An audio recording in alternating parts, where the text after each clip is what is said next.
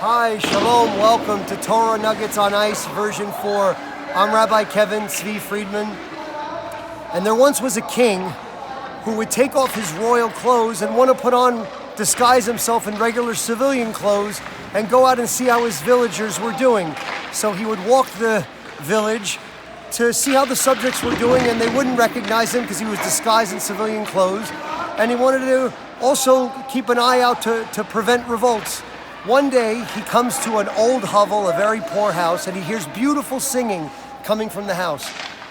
He goes and looks in, and he sees a poor man and a poor woman eating a frugal meal of some vegetables and some fruit, and they're singing joyful praise and thanks to the sustainer, to the master of the universe. He goes in and he says to the old man, "How do you pay for the food? How do you earn your living?"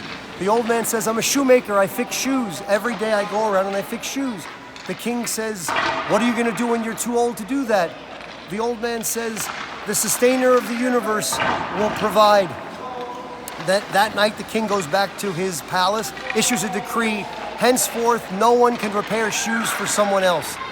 The next day, the king is out, again disguised in civilian clothes, and again hears beautiful singing coming from the same home. He goes in, and he sees the old man and the older poor woman, and he says, "How did you acquire the money for this food?" And the poor man says, "A strange decree came down from the king that henceforth you couldn't repair shoes for another person. So I lifted up my eyes to heaven and I said, 'Master of the universe, you've closed one door of sustenance, open another.' And behold, I saw homes and I approached these homes and I said, 'Do you need anybody to help deliver your water?' They said, 'Yes.' So I spent all day delivering water. And it wasn't a lot, but it was enough for food." That night, the king goes back to the palace and issues another decree. Henceforth, nobody could deliver water for another person. The next night, he comes and sees hears beautiful singing from this home. He goes in and says to the poor man and the poor woman, he says to the poor man, "How did you acquire this food?" The poor man said, "There was a strange decree." He explains what happened. And then he says, again when this happened, I couldn't provide water anymore because there was this strange decree. But again, I lifted up my eyes and I said, "Master of the universe, provide with thy right hand." And so he looked and he saw people using their right hand to chop wood, and their left hand was helping, but a lot of their right hand. And so he asked them, "Can I also help chop wood?" And they said, "Sure." So the poor man spent the day chopping wood, and he didn't make a lot, but he made enough to provide for his wife and himself. And so the king went back to the palace and said, "I have to come up with a new strategy now." The king issued a decree that all of the wood choppers were going to be brought into the palace guard. So the next day, the chief of the palace guard comes and collects all the wood choppers, including our poor man, and they're given beautiful palace guard clothes, a sword, and they're told to come back the next day, but they're also told they won't receive their salary for the first month until the end of the month. So the poor man is distraught now as he's walking home because he's saying, "How am I going to buy food?" He puts his hand on the right hilt of the sword and he says, "Master of the universe, let not thy right hand forget me."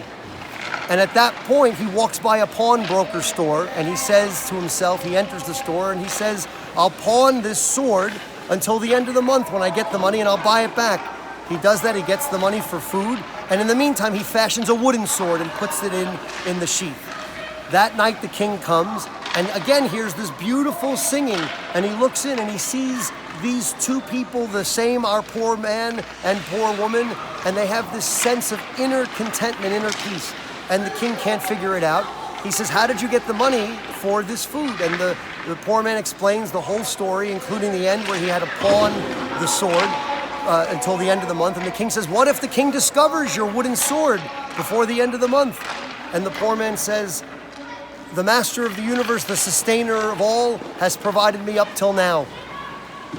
And so the next day, the poor man shows up with all the palace guard, and the chief of the palace guard says, "There's going to be an execution today." And he turns to the poor man and he says, "The king's chosen you to execute the person condemned of this crime. And right away the poor man says, I've never killed a fly in my life. And also, what if this person's innocent? And also what's going through his mind, although he doesn't say it, is he has a wooden sword. He can't kill anyone. At that moment, the palace guard, the chief of the palace guard says, by edict of the king, you are to kill this condemned man.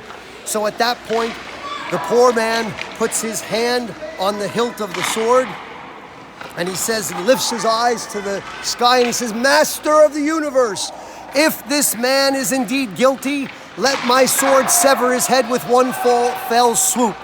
But if he is innocent, let my sword turn to be a wooden sword.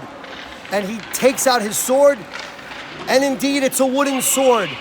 At that point, all the villagers are hushed, and there's some hooray, hooray. People are in disbelief. At that point, the king doesn't know what to say, has a grin starting to come out, and comes over to the poor man and he says, for several nights I've been your guest at your home. I was the person disguised in civilian clothes. It was me, the king, disguised in civilian clothes. Henceforth, from now on, you will be my guest in my palace, to God willing to teach me how to have the pure faith that you have, how to see God in the everyday, in the every moment, and how to have this sense of inner peace inside of you. Amen. And now, one shot.